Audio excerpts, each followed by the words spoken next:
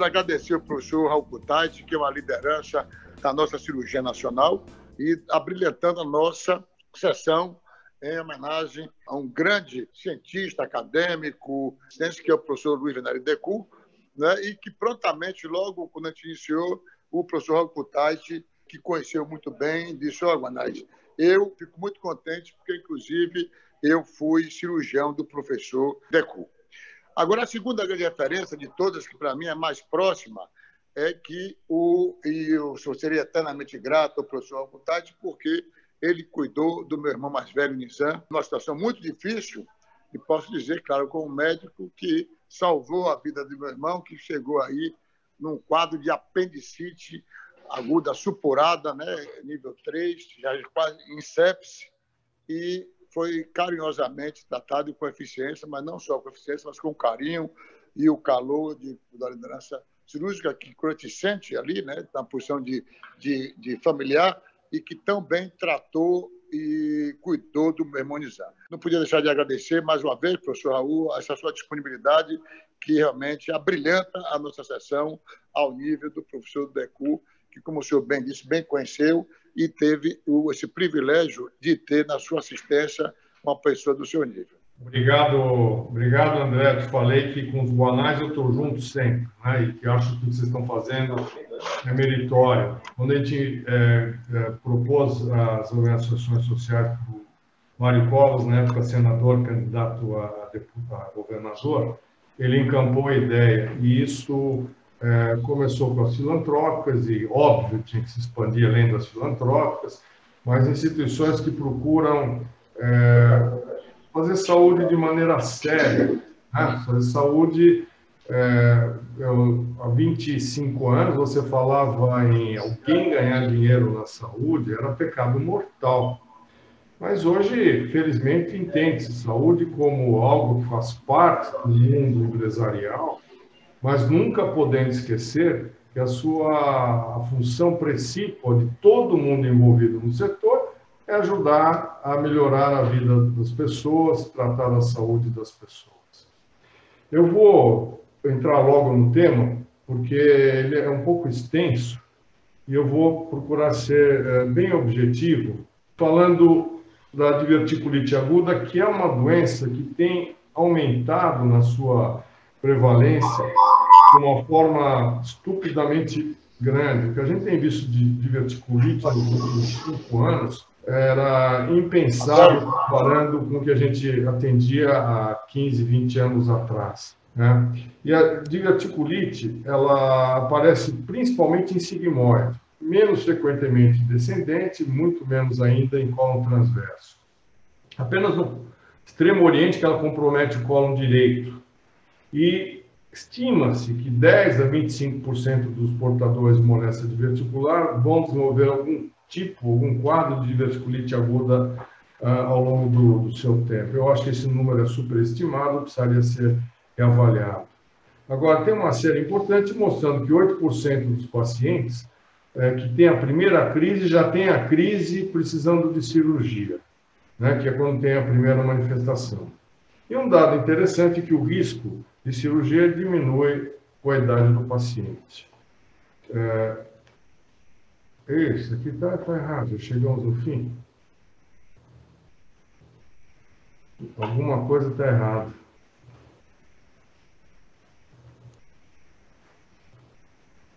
Não está passando direito, eu vou sair da apresentação. Perdões, alguma coisa aqui está errada, eu vou tentar corrigir. Bom, depois eu volto lá, algum motivo está errado aí. Bom, a diverticulite aguda ela é classificada de duas formas, a chamada não complicada e a complicada. A complicada é quando aparece a peritonite, abscesso, estenose, um quadro obstrutivo. E a outra classificação é a de Hinting, que era um fellow do St. Mark's Hospital lá na década de 70, e que foi o primeiro autor de um trabalho que ficou clássico, que é dividindo as manifestações de diverticulite aguda em uma alteração pericólica com flegmão, pequeno abscesso, ou aparecendo abscesso pélvico ou retroperitoneal, ou uma peritonite purulenta generalizada, ou uma peritonite estercorácea. O diagnóstico passa muito pela história clínica. E aqui eu quero chamar a atenção que muitas vezes os pacientes vêm contando uma história que poderia ser de diverticulite aguda, mas é de intestino irritável. Eu vi muitos pacientes que foram encaminhados para mim que tiveram o diagnóstico errôneo. E, às vezes, é até o que atrapalha. Tem uma crise de diverticulite aguda e tem algumas outras que não são de diverticulite aguda e de síndrome do intestino irritável. A pessoa acaba indicando cirurgia sem a menor necessidade. Os exames laboratoriais poderão ou não estar alterados, não tem crises de diverticulite agudas com hemograma normal, e alguns com hemograma importante e o paciente tendo ou não febre. O exame por excelência é a tomografia computadorizada. Num recente guideline da Sociedade Americana de Colo e Reto, é um nível de evidência, grau de recomendação 1B. Né? Então, assim, suspeitou, a tomografia é melhor que o ultrassom. O ultrassom pode ser usado? Pode, se você não tiver disponibilidade da tomografia. Limitações do próprio exame e do examinador. Aqui uma discussão atual, se todo caso de diverticulite aguda precisa de antibiótico.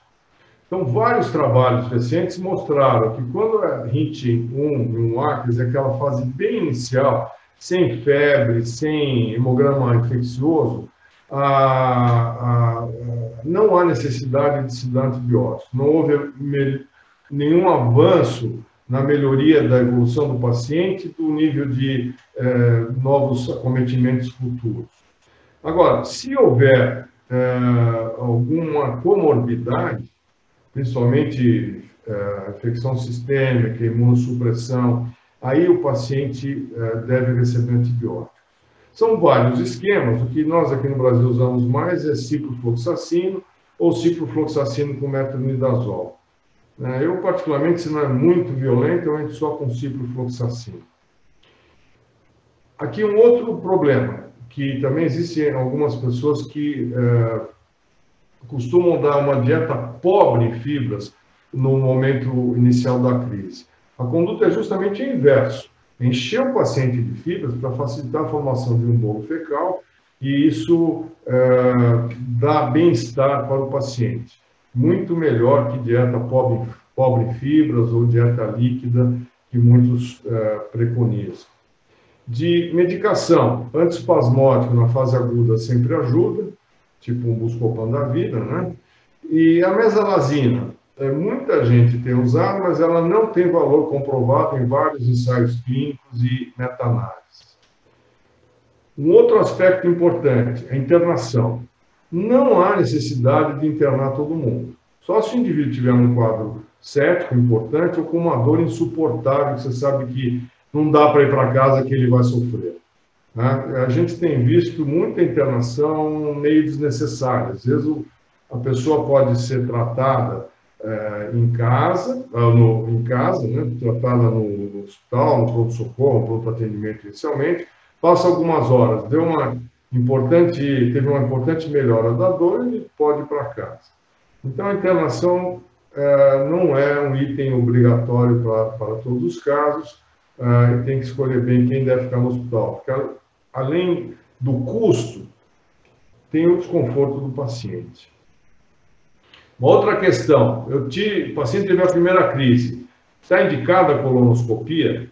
Bom, existem estudos mostrando que tanto faz, que de um modo geral, fazer ou não fazer não quer dizer nada, não muda, você não tem um índice de diagnóstico de câncer muito maior do que o habitual. Porém, desde que o paciente caia num grupo de risco, aí sim ele tem que fazer. Então, se tiver mais de 45 anos, que hoje é a idade inicial para fazer rastreamento de câncer coloretal, se não tiver exame anterior, tem que fazer colonoscopia.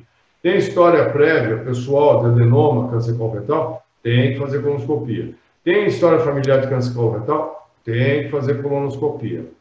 Então, isso é o que se faz no primeiro atendimento. Bom, e depois, como é que fica? Se o paciente na tomografia não tinha nada de ar extracóreo, é uma dieta rica em fibras, mesalazina não tem valor comprovado, não há necessidade de usá-la, e a colonoscopia, como foi comentado em grupos de pacientes de risco. Se tiver arterial, que eu vou comentar logo mais, aí existe a necessidade ou a indicação de se fazer a colectomia de forma eletiva. Bom, depois do tratamento clínico, a maioria dos pacientes não terá uma segunda crise.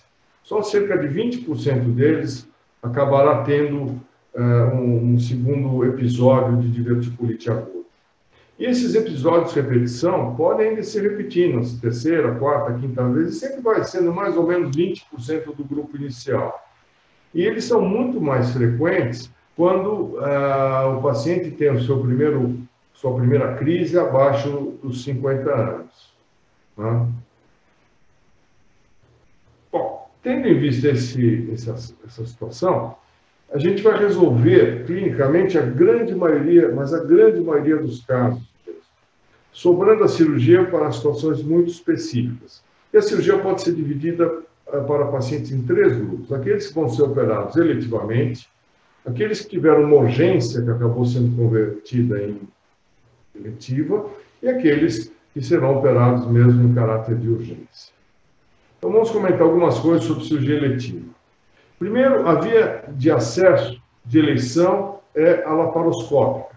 O nível de evidência, grau de recomendação 1A, a máxima, de acordo com os guidelines da Sociedade Americana. E eu, desde que comecei a fazer colectomia laparoscópica há quase 30 anos, faço de rotina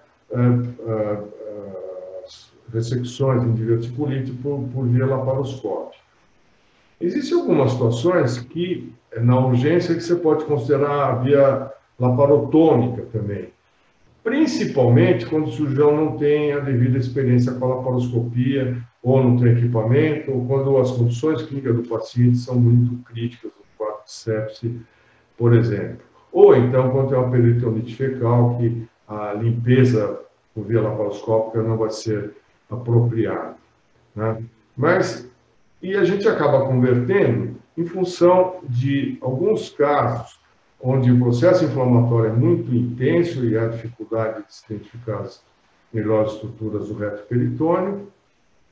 Mas, na verdade, as conversões são mais comuns quando a gente tem uma experiência pequena.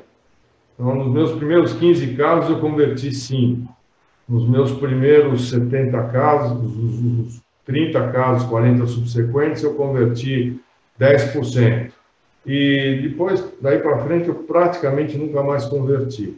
Mas a experiência vai mostrando para a gente. Fora que o equipamento hoje é muito melhor do que no começo da década de 90.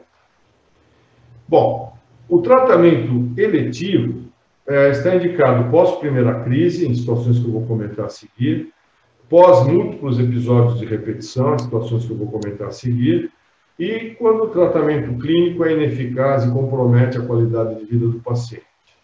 Fora esses grupos, existem aqueles pacientes que desenvolvem fístulas, que em geral se estabilizam, e o paciente é operado também de caráter eletivo. Então, assim, após a primeira crise, é um número relativamente pequeno, 13 a 23% na literatura, mas em outras séries até menos do que isso, que vão ter mais de uma crise. Só 1 a 5%, na minha série é de 1%, em mais de 200 casos, existe a necessidade de se fazer uma cirurgia de urgência numa segunda, terceira, ou quarta ou quinta crise. Em geral, a primeira crise é mais forte e as outras tendem a ser mais brancas. Então, um dado de literatura é que o risco de cirurgia de urgência é 1 em 2.000 anos de segmento. Então, isso não justifica o que se preconizava na década passada de fazer ressecção após a segunda crise, por exemplo. Né?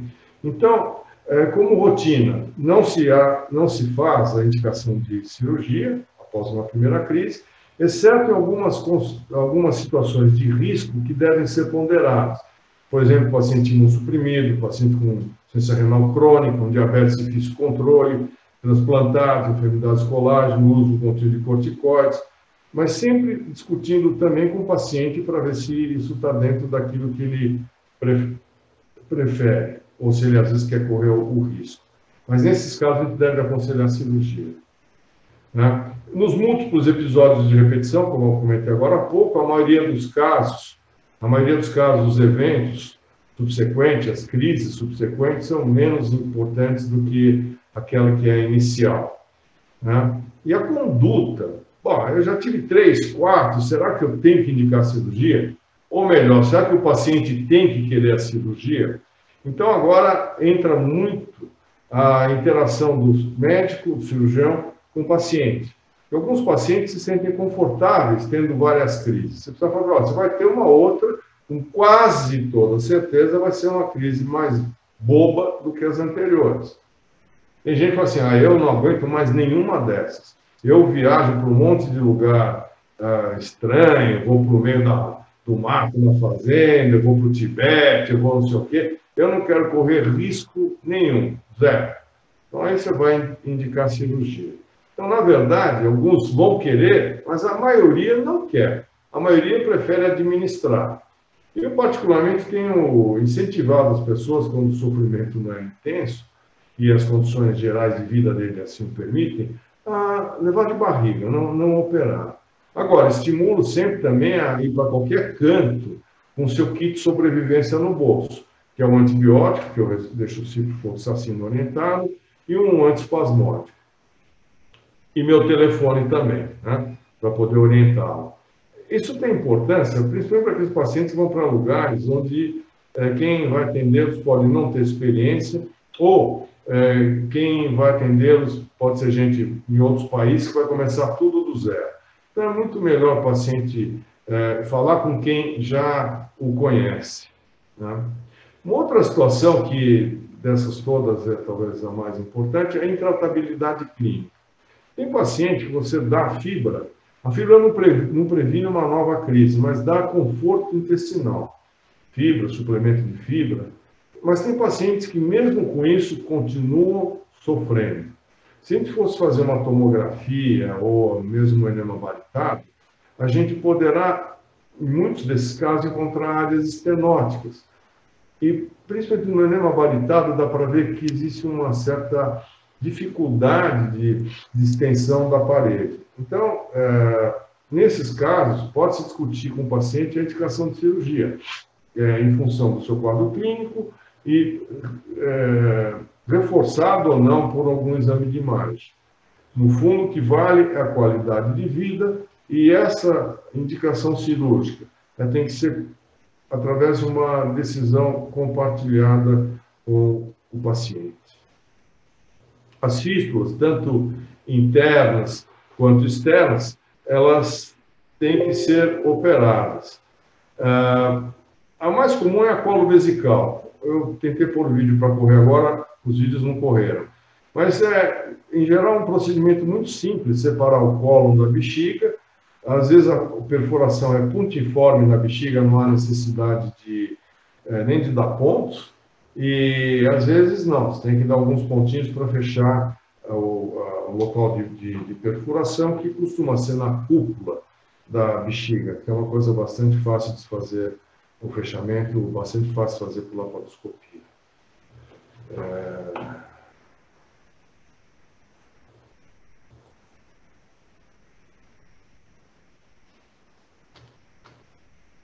Bom, uma outra situação é a urgência, que é convertida em eletiva. Existem situações onde ocorre uma perfuração, um ar extracólico, um pequeno abscesso extracólico, que você trata clinicamente. Existem aquelas onde aparece um abscesso relativamente grande, que você vai tratar, ou poderá tratar, através de uma drenagem percutânea. E existe também uma outra situação, que é a perfuração, que você trata por laparoscopia e drenagem, e eventualmente vai transformar esse procedimento, que pode ser só um procedimento inicial, num procedimento definitivo com uma cirurgia de ressecção. Então, vamos analisar essa situação. Pós-perfuração com abscesso bloqueado, que é tratada clinicamente. Em geral, na tomografia, são pequenas quantidades de ar ou pus pericólico, com um belo bloqueio local. E o paciente pode ter um quadro clínico importante ou pouco importante. Né? Se a gente indica a cirurgia, ela é realizada por alguns depois de 2 meses. Eu, em geral, indico depois de 1 semana. Saiu do quadro agudo infeccioso, eu já opero, porque o paciente está internado, ele acaba entendendo melhor o risco dele ser operado ou não, né? Existem alguns trabalhos mostrando que quando há retroperitoneal ou forma câmaras de mais de 1, 2 centímetros de diâmetro, o risco de haver a necessidade de cirurgia eletiva, cirurgia na sequência, é muito maior do que quando existem pequeníssimas quantidades de ar pericórdio. Então, esse aqui é um paciente que teve um abscesso grande, e ele é um abscesso da situação de tratamento clínico, foi havendo uma involução da coleção e até que a coisa se resolveu. Esse paciente, a cirurgia estaria indicada para ele de forma eletiva. Esse aqui é um outro caso, foi uma situação parecida, tratado clinicamente, 2 semanas depois o paciente tinha uma piora clínica, aumentou o extravasamento, aí teve que ser indicada a cirurgia. Quer dizer, o esperar pode ser bom, pode não ser tão bom. Então, aqui vocês vejam um caso de pequena quantidade de ar pericórdio, né? E o doente, saindo da crise aguda, foi operado. Vocês observam aqui a cavidade gerada por um divertículo perfurado e bloqueado por gordura pericólica. Nesse caso, que é a perfuração peritônio livre, aí já nem se fala em cirurgia, em tratar clinicamente. O caso requer cirurgia, né? A situação da drenagem, abscessos que são drenados, melhora, resolve-se o problema agudo, e quando os abscessos são drenados, aqui no estudo, um estudo grande, 170 mil pacientes, os dados, 2 vezes mais casos de recidiva quando o paciente teve algum grau de abscesso, 4 vezes mais de recidivas complicadas, né? 25%, ou seja, 1 em cada 4 pacientes tem um quadro de recidiva.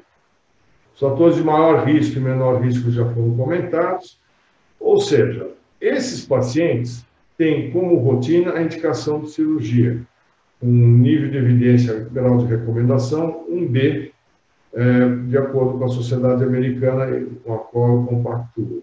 E é uma decisão que tem que ser compartilhada. O paciente tem que entender por que se fala de cirurgia. Bom, finalmente a situação de cirurgia de urgência. O paciente que tem perfuração, que é a principal causa da cirurgia de urgência, ele pode ser submetido a 3 procedimentos. Um deles, que é a ressecção do sigmoide inflamado, com uma colostomia terminal, que é a cirurgia de Hartmann. A outra, que é a ressecção do segmento comprometido, com anastomose primária, com ou sem uma ileostomia de proteção. E a terceira opção é lavagem e drenagem da cavidade, e depois nós vamos comentar. Vejam só, os americanos, até o início desta década, agora isso está melhorando, a curva de baixo está subindo um pouco, a de cima está descendo, a conduta deles foi sempre fazer Hartmann, e não anastomose primária, né? Porque talvez até uma questão de informações de risco de fazer uma cirurgia que pode dar deiscência, vai para processo de responsabilidade civil, malpractice deles, mas veja, os resultados eram muito ruinzinhos lá atrás. 10% de mortalidade com ressecção e anastomose, mais 20% com cirurgia de Hartmann, né, em estudos mais antigos. Talvez esses casos de Hartmann na época eram os casos piores, operados por cirurgiões menos experientes, às vezes é um plantonista de pronto-socorro que não tem a vivência com esse tipo de cirurgia, e óbvio que para muitos era a preferência do cirurgião. Esse slide é só para mostrar como esses números diminuíram. Num estudo multicêntrico randomizado, com 100 pacientes, que não é um número tão grande, dá para perceber que o número que a mortalidade, tanto para Hartmann quanto para anastomose primária, baixou bastante. Aqueles 20, 10, passamos para 8,4. Ou seja, hoje se opera melhor, se cuida melhor dos pacientes.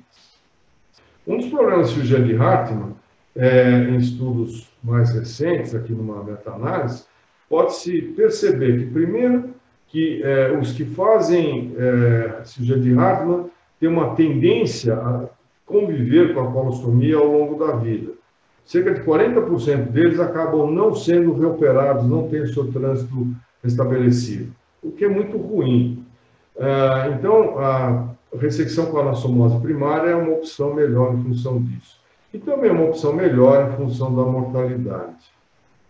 Esse é um estudo do pessoal do Hospital Alemão da Argentina que eu achei muito interessante. Comparar o que aconteceu com os pacientes que foram submetidos à cirurgia eletiva e a cirurgia de urgência fazendo ressecção com anastomose primária sem estomia de proteção. E veja que os resultados foram muitíssimo semelhantes. Mesmo nível de morbidade, mesmo nível de deiscência de anastomose. Ou seja, a anastomose primária sem estomia é uma conduta segura. Aliás, é o que eu tenho feito na minha vida inteira, e eu consigo lembrar de 2 casos apenas que evoluíram mal, que eram 2 casos de pacientes desnutridos. Então, desnutrição pode ser uma contraindicação para esse tipo de cirurgia. Assim como uma sepse violenta, choque séptico, um diabetes extremamente descompensado. Ou seja, essa, na minha opinião, é a rotina. E a gente seleciona os casos que não caem na rotina. Tentando finalizar, para haver tempo para a discussão, a lavagem e drenagem por laparoscopia apareceu há cerca de uns 15 anos atrás, e como uma alternativa às cirurgias de ressecção. E ganhou o conceito de controle de danos, o tal do damage control.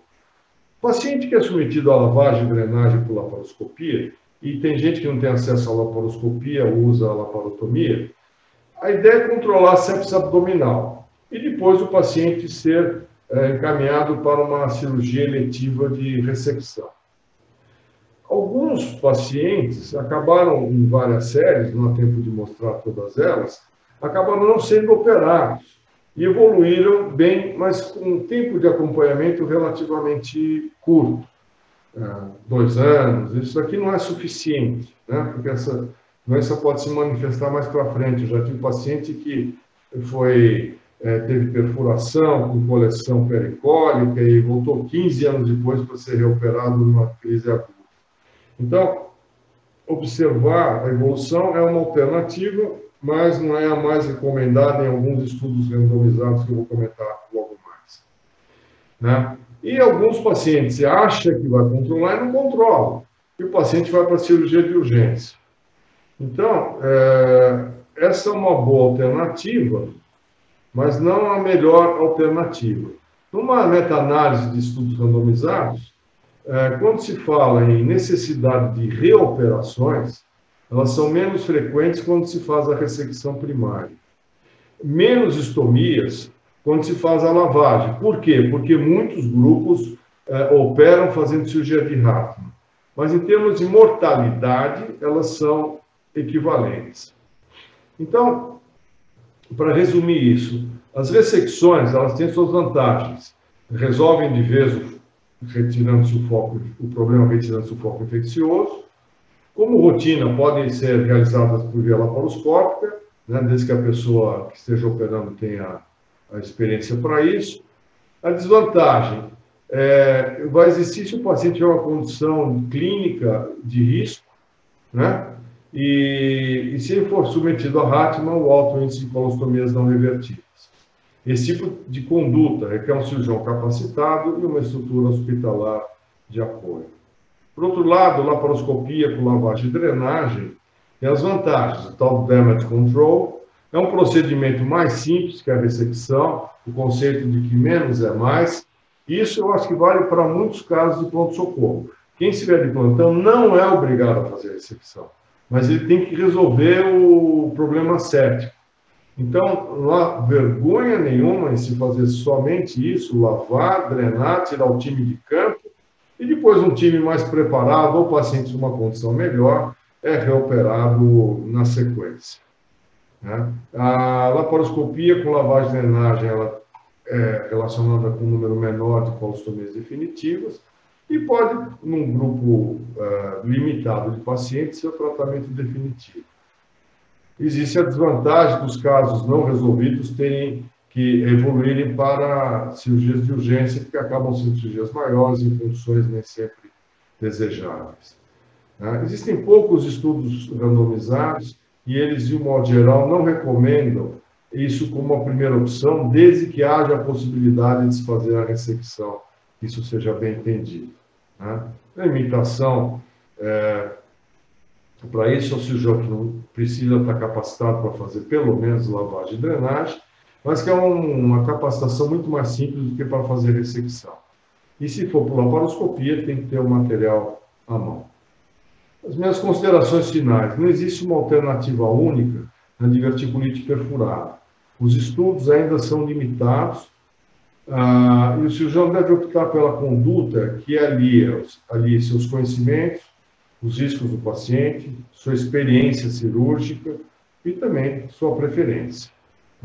Quando pertinente, o paciente ter condições de decidir ou participar da decisão, ele deve ser ouvido.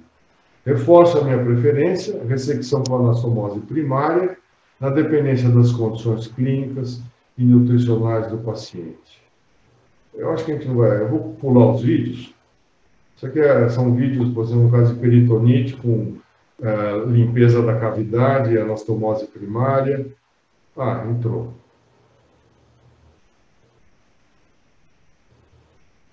Você vai falar, pô, é absurdo, né? Fazer ressecção com anastomose primária. Se a perfuração não for de muitas horas, não é.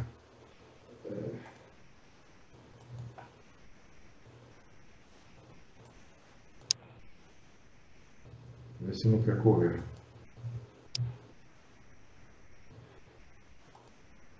Esse também não quer correr.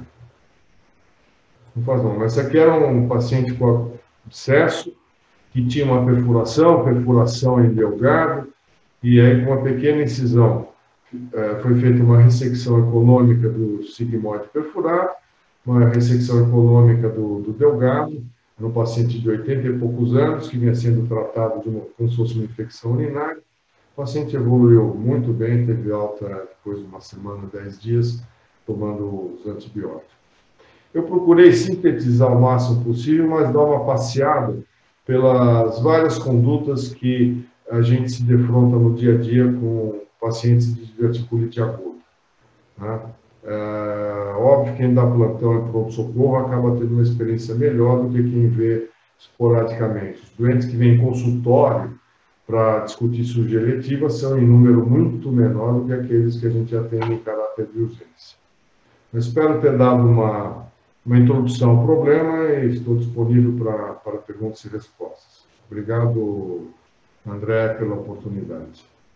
Bem, agradecer ao professor Alcutait, realmente, pela apresentação, muito interessante, que nos dá uma visão atualizada de um tema que tem uma grande importância clínica, e tanto a assistência quanto a pesquisa, ela só tem sentido no momento que ela acrescenta a nossas evidências clínicas no final com melhoria do paciente.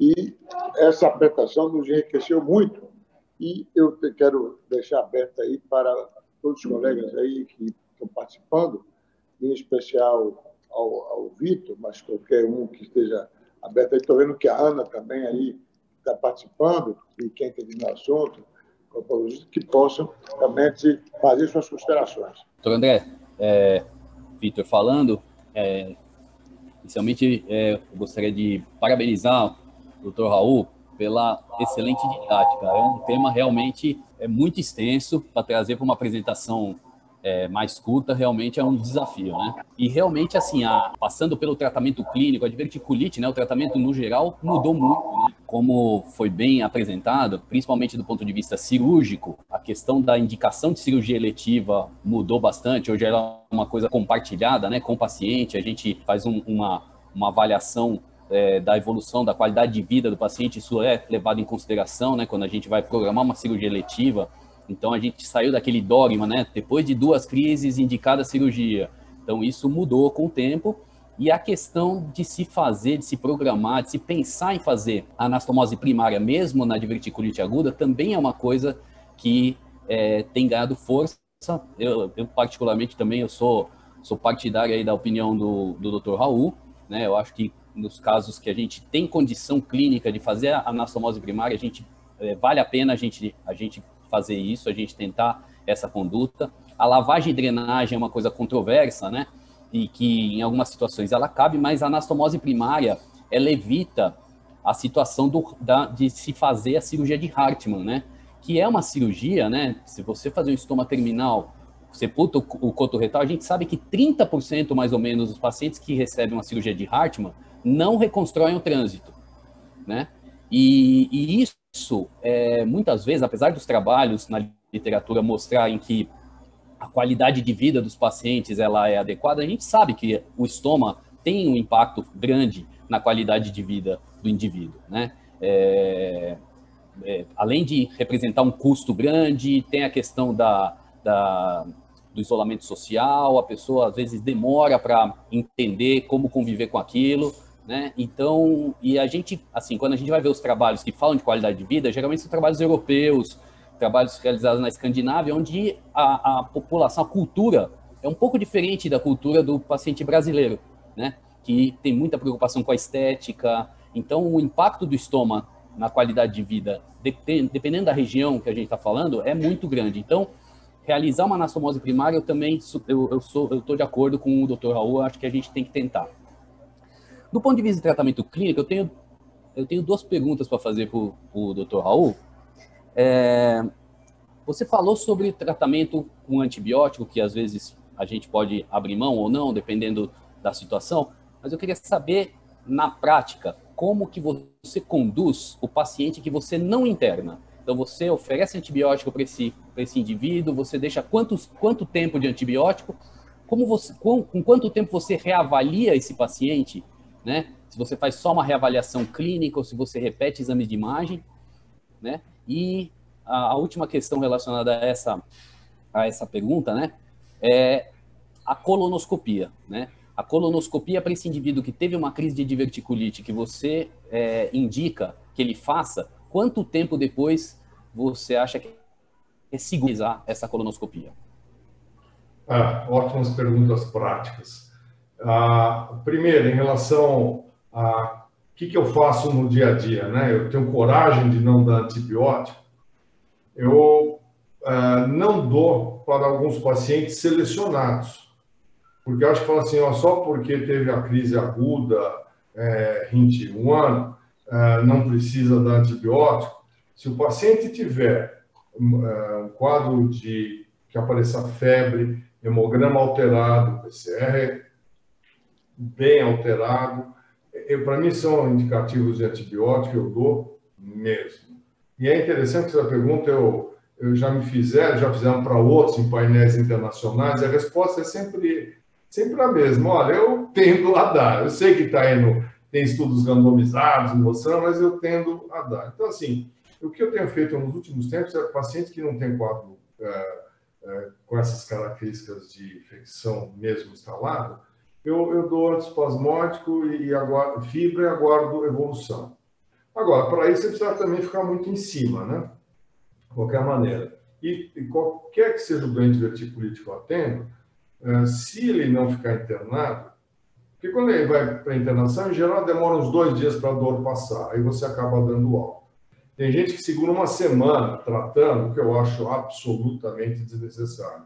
Você está fazendo assim, né, com a cabeça, Vitor, mas é o que muita gente faz, infelizmente. Então, assim, o doente, 1, 2 dias, em geral 2, passou a dor, melhorou bem, tchau e benção, vai continuar o tratamento em casa. Eu gosto de ver o paciente depois de uns 3, 4 dias de evolução, gosto de ver o paciente depois de uma semana para ver como ele fica. E se ele voltou, um quadro, ontem eu vi uma paciente dessa, um quadro importante, há uma semana tomando antibiótico, ainda tinha muita dor local. Primeira crise, 40 anos de idade. Eu sugeri para ela que tomasse antibiótico mais uma segunda semana e vou reavaliá-la dentro de mais uma semana. Então, são casos selecionados para usar antibiótico mais que uma semana. Então, a gente vai saber também individualizar condutas de acordo com o quadro geral, né? Agora, que antibiótico é algo que você pode prescindir em situações mais simples, isso é real. E eu vou te falar um negócio, eu vejo muitos pacientes que vêm depois já com a pilha, né, de crises. Você deve ver, eu estou vendo o Afonso aí, deve ver também a Ana. Então, aí você vai analisar, a maioria das vezes o paciente nem foi bem estudado, né? Teve febre? Não. Eu tive um pouquinho na primeira vez, nunca mais tive. Pô, será que foi diverticulite aguda? Mas você fez tomografia? Documentou? Não, não fiz, achou que era. Quando ele pôs a mão na sua barriga, tirou a mão, deu choque? Sabe que eu nem lembro, acho que não. Quer dizer, então, muitas vezes a história ela não chegou bem para a gente, né? E a gente tem que tomar cuidado para não se entusiasmar e acabar indicando ou discutindo a possibilidade cirúrgica quando ela inexiste. A sua outra pergunta foi em relação à colonoscopia. Quando fazer, se você acha que tem indicação? Eu acho que você deve esperar no mínimo um mês, porque é o tempo que precisa para aquilo lá ficar bloqueado, né? Agora, como eu quero afastar câncer, eu também não quero esperar mais que um mês. Então, nessas situações, eu indico com um mês, né? Eu teve um paciente, esse me pegou do coração, porque tinha 35 anos, e eu falei para ele, fora do grupo, hein? Falei para ele, vamos fazer uma colonoscopia, não custa nada. Essas coisas que às vezes a gente tem, né? Você pede um exame desnecessário que no fim se mostrou fundamental. Ele não era de São Paulo, era de Brasília, voltou, não quis voltar para cá, continuou acompanhando lá, não quis fazer a colonoscopia, um ano depois aparece com um tumor de cólon hepática. Perdeu tempo, né? Mas isso é caso anedotal. Como rotina, você acaba não tendo que indicar. E palpar o tumor na hora da dor, a gente não palpa, né? Se você é um tumor muito grande. É isso. Obrigado, doutor Raul. Acho que as respostas foram ótimas. Obrigado. Doutor Afonso, doutora Ana estão na sessão. Gostaria de fazer alguma pergunta para o doutor Raul? Salve, Afonso. Ô, Raul, parabéns. Gostei da apresentação. Nós já participamos de mesas em que discutimos esse assunto até juntos, mais ou menos recente. E só para aquecer um pouco mais, mesmo a gente não tendo mais as regras de idade, parece que ainda os pacientes com menos de 40 anos de idade, menos de 45 anos de idade, ainda são uma fatia de pacientes que têm, em um ano, 2 ou 3 crises, com mais frequência que outras faixas de idade.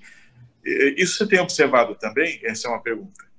A outra pergunta é quanto que você valoriza a dieta pobre em fibras nesse mês até a colonoscopia e quanto que você recomenda de fibras depois que você percebeu que o quadro agudo passou?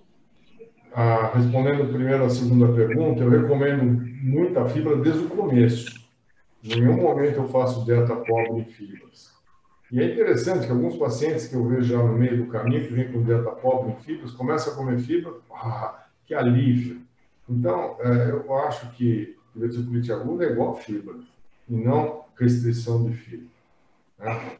A primeira pergunta, tem estudos mostrando que pacientes mais jovens são os que mais têm chance de ter crises de repetição. Mas o fato de ter tido uma crise, mesmo que seja importante, mas sem perfuração, sem as complicações, isso não é indicação de cirurgia. Está se antecipando numa situação que poderá nunca ser cirúrgica. Aliás, também está escrito nos guidelines publicados há um par de meses atrás da Sociedade Americana. Eles estão muito bem feitos. Eles não é um guideline que abrange tudo de diverticulite aguda, mas esse é um dos tópicos que eles abordam de forma convincente. Então, eu normalmente fato de ter tido uma crise numa idade mais precoce, eu não indico cirurgia. Mas o que a gente vê assim, a crise, às vezes a primeira já é detonadora, já acaba indo para a cirurgia. E às vezes, a coisa que você também deve ter visto, o indivíduo tem a crise e não sai dela. Então você dá antibiótico, dá uma melhorada, depois de algumas semanas, está doendo tudo de novo. Quer dizer, não conseguiu ficar bem. Esse é um caso para considerar a cirurgia nesse período, né? Beleza. Bom, obrigado. Ana, quero te ouvir. Que bom.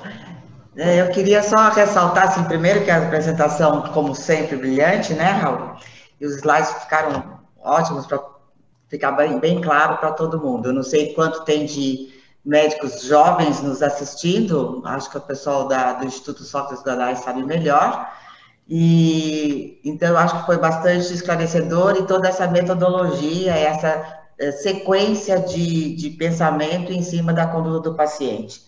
Eu queria ressaltar assim, que os guidelines para essa turma mais jovem ficar mais atento, que isso é uma coisa bastante interessante, talvez realçar isso para eles. E gostei bastante também desta pontuação, tanto sua quanto do professor Afonso, a respeito da dieta, né, da dieta de fibra, que realmente tem que quebrar e que as pessoas todas e os médicos mais jovens têm que realmente falar, não, a dieta é com fibra para os pacientes com divertículos.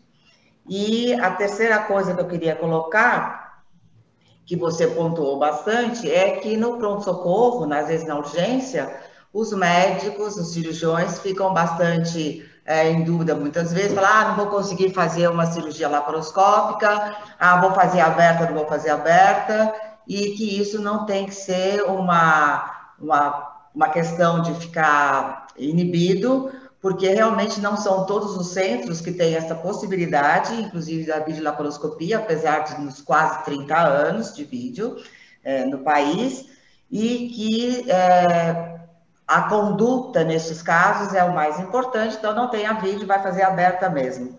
Então, achei boa essa sua colocação, essa sua pontuação. E mais ainda, a cirurgia em um tempo só, que é a cirurgia com ressecção e anastomose no primeiro momento. E que achei isso bastante, que os mais novos, devem fazer isso, porque realmente o Hartmann seria, então, no segundo momento, uma segunda opção, enfim, das cirurgias. Então, eu gostei bastante que você pontuou isso, falou da sua experiência sobre isso, e daí dá mais segurança, e acho que o Afonso também tem estatística aí também sobre essas condutas na cirurgia, quando for a cirurgia de urgência para a moçada. E obrigada, André, por ter me convidado. Fiquei muito feliz, a gente está sempre perto aí de todos vocês. Obrigada. Obrigado, Ana. Em cima do seu comentário, é assim, o cirurgião não deve se sentir cirurgião de segunda linha se não está acostumado a fazer laparoscopia, né? Lá no pronto-socorro do HC, durante muitos anos, o pessoal, tudo tinha que abrir, até que aprenderam a fazer por laparoscopia nos últimos anos. Agora, tudo é laparoscopia. Então, é uma questão de ter mão, ter experiência, né? Agora, não fazer a laparoscopia não é demérito. Não é todo mundo que tem a oportunidade de ter volume e equipamentos à mão para poder fazê-lo. Não é demérito. Então, a própria lavagem, né? A laparoscopia com lavagem e drenagem. Não dá para fazer laparoscopia? Faça uma infraumbilical, bota o mãozão lá dentro, lava bem, que o resultado é praticamente o mesmo, um pouco pior para o paciente em termos de evolução, porque tem que tomar os cuidados com uma excisão, mas é resolver o problema dele. Então, acho que as pessoas têm que sentir a vontade dentro da sua própria experiência, das suas condições de atendimento. Hoje, muito mais gente faz laparoscopia.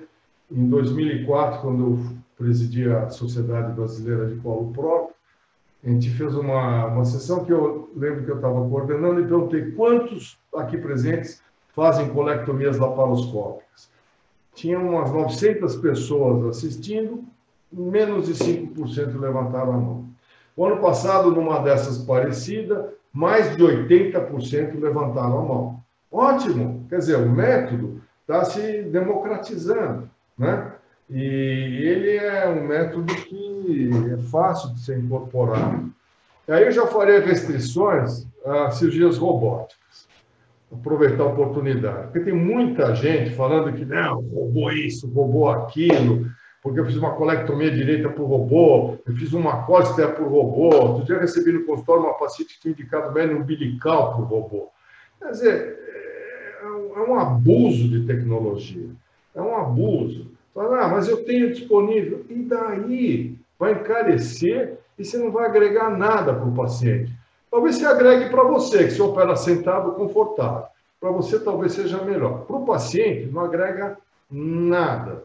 E, lamentavelmente, isso tem sido usado por muita gente como modelo de marketing.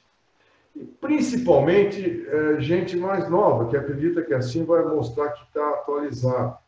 Ora, tudo tem sua modificação. Se vocês forem lembrar do Notes lá atrás, do single port, vários congressos que eu participei, eu era o cara do contra. Eu falava, não faço, não quero fazer, e acho que isso não tem futuro. É complicar a cirurgia. Em vez de fazer 4 incisões pequenas, você faz uma grande de 2, 3 centímetros. O que aconteceu? Sumiu, porque não agregava nada para o paciente. E, ao contrário do robô que dá comodidade, ainda atrapalhava, era mais difícil de operar, né? Quem fez sabe.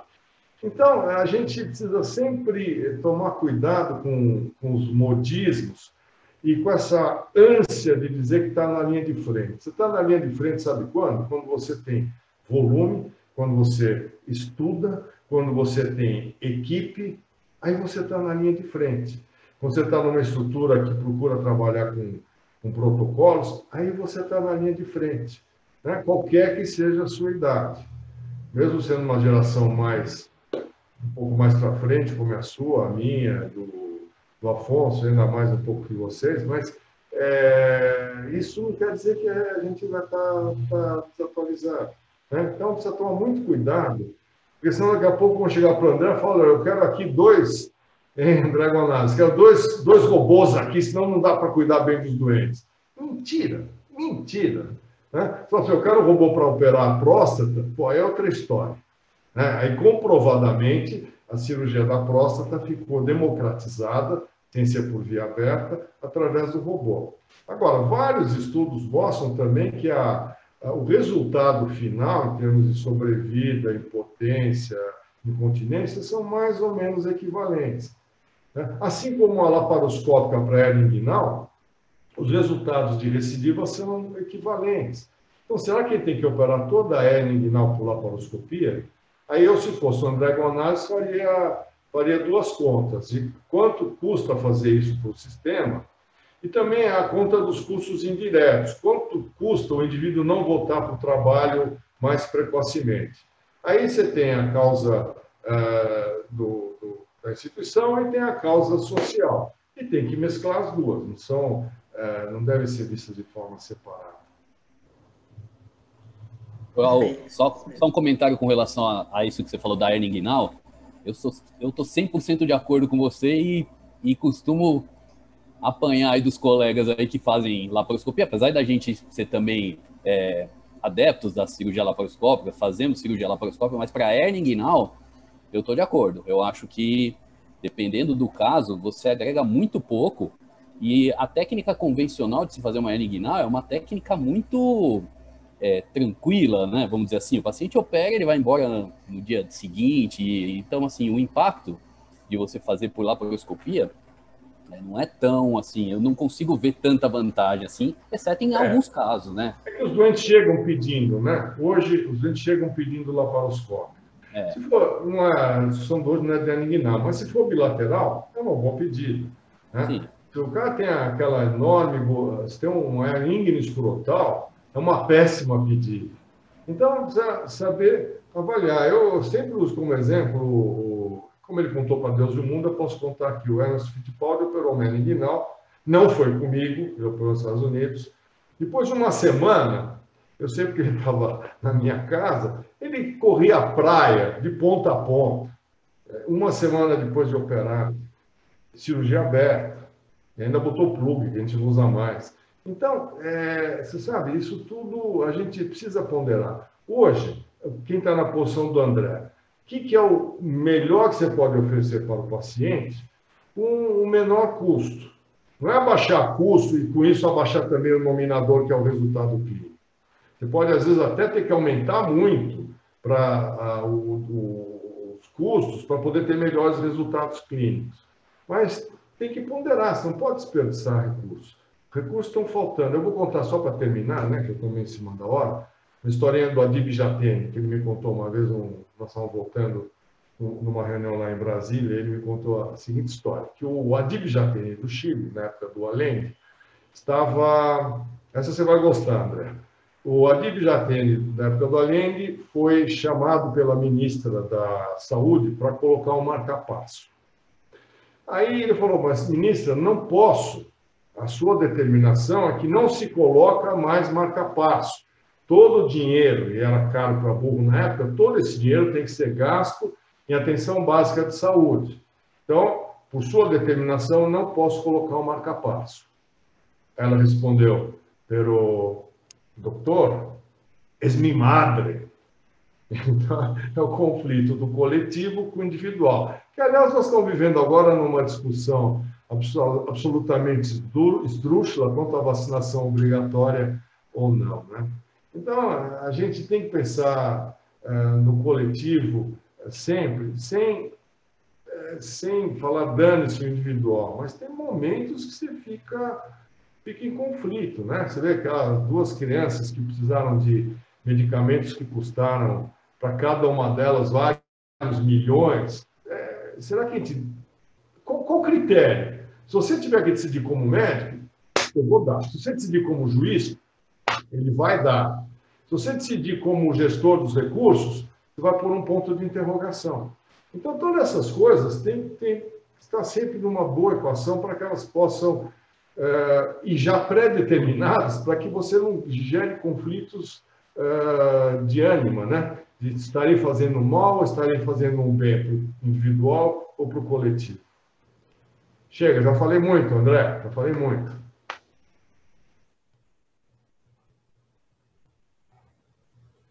Som. Quero agradecer mais uma vez ao professor Albutait, realmente foi muito... Falou de todos os aspectos, inclusive, agora mencionou um aspecto importante, né? O aspecto de eficiência, que é uma obrigação de todos nós, médicos e quem lida com saúde, e abordou assuntos de saúde pública, né? Porque, evidentemente, se você vê do ponto de vista como professor individual uma coisa e coletivo tem outra abordagem. E mesmo nós, médicos que temos uma ação em consultor ou individual, a gente não pode perder a noção do coletivo. Da mesma maneira que quem lida com saúde pública no dia a dia epidemiológico, ele também não pode perder a visão do individual, né? É o equilíbrio. Então, essa abordagem, mais uma abordagem muito interessante, que a gente só tem a agradecer ao que o professor Albutait nos trouxe à sessão, engrandecendo, enriquecendo. Agradecer também as participações que foram importantes aí do Vitor, da Ana Maria e do Afonso Henrique, e todos que estiveram aí, que realmente engrandeceram o debate.